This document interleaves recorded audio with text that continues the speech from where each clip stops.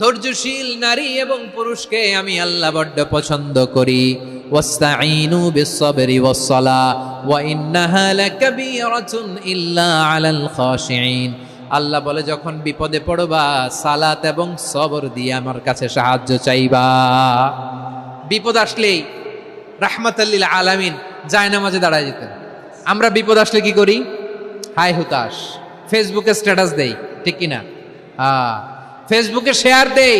বিপদ আসলে বন্ধুর সাথে শেয়ার দেওয়ার আগে, নিজের স্ত্রীর সাথে শেয়ার দেওয়ার আগে, ফেসবুকে শেয়ার দেওয়ার আগে শেয়ার করবো কার সাথে? আল্লাহর সাথে। কারণ আপনার বিপদ থেকে আপনার কেউ উদ্ধার করতে পারে না। একজন সত্তা ছাড়া চিল্লায় বলতে হবে, তিনি কে? সে আল্লাহ বলেন, গোলাম বিপদে ধৈর্য ধারণ করো।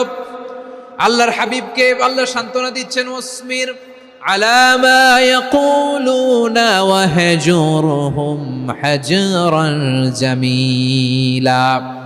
ও নবী, ওরা যা বলে মন খারাপ করবেন না, মন ভাঙবেন না, ধৈর্য ধারণ করুন। ওয়াহজুরহুম হাজরান জামিলা, তাদেরকে সুন্দরভাবে ইগনোর করুন।